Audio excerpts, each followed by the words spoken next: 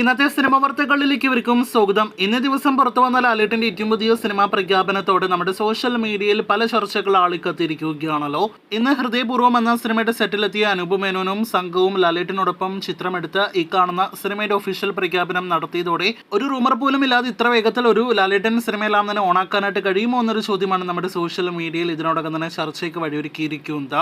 ഇതിനിടയിൽ അനൂപ് മേനോൻ സിനിമയുടെ ഷൂട്ടിംഗ് ഈ വർഷം പകുതിയോടെ ആരംഭിക്കുമെന്നൊരു റിപ്പോർട്ട് കൂടി പുറത്തു വന്നതോടെ ലാലേട്ടൻ നായകനാക്കി ജിത്തു മാധവൻ സിനിമ എവിടെ പോയി, അതോടൊപ്പം തന്നെ അമൽ നീരദ് സിനിമയെല്ലാം തന്നെ ഡ്രോപ്പ് ആയോ തുടങ്ങിയ ചോദ്യങ്ങളും വന്നുകൊണ്ടിരിക്കുകയാണ്.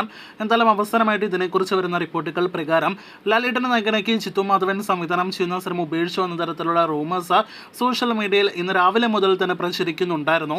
എന്നാൽ ആ റൂമർ ശരിയല്ല എന്ന് ഇപ്പോഴും പ്രേക്ഷകരെ അറിയിച്ചു കൊള്ളട്ടെ. നേരത്തെ നിശ്ചയിച്ചത് പ്രകാരം ഓഗസ്റ്റ് മാസം തന്നെ ജിത്തു മാധവൻ സിനിമ ആരംഭിക്കും. അതേസമയം ലാലേട്ടനെ നായകനാക്കി അമൽ നീരദ് സംവിധാനം ചെയ്യുന്ന സിനിമയുടെ ഒരുപക്ഷെ ഷൂട്ടിംഗ് ആരംഭിക്കാനായിട്ട് വൈകാൻ സാധ്യതയുണ്ട് എന്നൊരു റിപ്പോർട്ടാണ് വരുന്നത്. ഈ മെയ് മാസം അതല്ലെങ്കിൽ ജൂൺ മാസം സിനിമയുടെ ചിത്രീകരണം നടക്കുമെന്നായിരുന്നു നേരത്തെ റിപ്പോർട്ടുകൾ ഉണ്ടായത്. കൺഫേം ആക്കപ്പെട്ട പ്രോജക്റ്റ് ആണെങ്കിൽ പോലും അതിന്റെ ഡിസ്കഷൻസ് തുടർന്നും നടക്കാത്തത് കൊണ്ട് ഒരുപക്ഷെ ഈ ഒരു സിനിമയുടെ ഷൂട്ടിംഗ് വൈകാൻ സാധ്യതയുണ്ട് എന്നാണ് റൂമർ.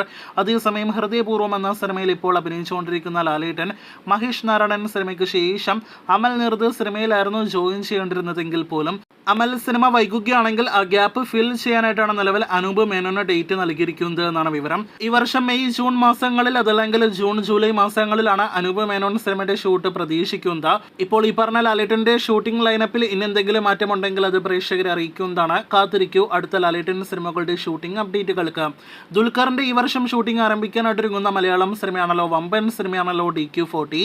നഹാസ് ഇദ്ദേഹത്തിന്റെ സംവിധാനത്തിൽ ദുൽഖർ നായകനെത്തുന്ന, പ്രിയങ്ക നായകവേഷത്തിലെത്തുന്ന, ഒപ്പം ആന്റണി വർഗീസ് അഭിനയിക്കുന്നുവെന്ന റിപ്പോർട്ടുകളുള്ള, മിഷ്കിൻ വില്ലൻ വേഷത്തിലെത്തുന്നുവെന്ന റിപ്പോർട്ടുകളുള്ള സിനിമയുടെ ബഡ്ജറ്റ് റിപ്പോർട്ട് പുറത്തു വരുമ്പോൾ ലാലേട്ടന്റെ സിനിമകൾക്ക് ശേഷം മലയാളത്തിലെ ഒരു നായിക നടന്റെ ഏറ്റവും ചെലവേറിയ സിനിമയായിട്ട് ചിത്രം മാറുന്നു എന്നാണ് മനസ്സിലാക്കുന്നത്. ഷൂട്ടിംഗ് ആരംഭിക്കുന്നതിന് മുന്നേ തന്നെ 60-65 കോടി ബഡ്ജറ്റാണ് സിനിമയുടെ അണിയറ പ്രവർത്തകർ എസ്റ്റിമേറ്റ് ചെയ്യുന്ന ബഡ്ജറ്റ്.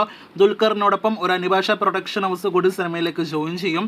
അപ്പോൾ ദുൽഖറിന്റെ കരിയറിലെ ഏറ്റവും ചെലവേറിയ സിനിമയായിട്ട് നഹാസ് ഇദ്ദേഹത്തെ സിനിമ മാറുകയാണ്. ഈ മാർച്ച് മാസം തിരുവനന്തപുരത്തെ ഒരു സ്റ്റേഡിയത്തിൽ വെച്ചായിരിക്കും സിനിമയുടെ ഷൂട്ടിംഗ് ആരംഭിക്കുക.